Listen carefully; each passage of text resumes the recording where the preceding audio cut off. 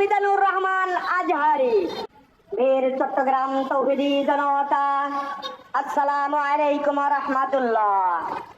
আগামী 27শে জানুয়ারি 31শে জানুয়ারি রোজ সোমবার হইতে জুমাবার পর্যন্ত ঐতিহাসিক প্যারেড ময়দান মাঠ প্রাঙ্গণে ইসলামী সমাজ কল্যাণ পরিষদের উদ্যোগে অনুষ্ঠিত হতে যাচ্ছে বাংলাদেশের আলোড়ন সৃষ্টিকারী শহীদ আল্লামা স্মৃতি বিতাড়িত 5 দিন ব্যাপী ঐতিহাসিক তাফসীরুল কোরআন মাহফিল।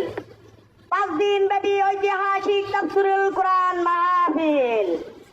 উক্ত মাহফিলে প্রধান মুফাসসির হিসেবে তাফসীর পেশ করিবেন বাংলাদেশের আলোড়ন সৃষ্টিকারী হযরত আল্লামা ডক্টর মিজানুর রহমান আজহারি। হযরত আল্লামা ডক্টর মিজানুর রহমান আজহারি। আরো তাফসীর পেশ করিবেন হযরত মাওলানা কামরুল ইসলাম সৈয়দ আনসারী ঢাকা, হযরত মাওলানা মুফতি আমির হামজা কুষ্টিয়া। আরো তাফসীর পেশ করিবেন হযরত মাওলানা আব্দুল্লাহ আল আমিন ঢাকা।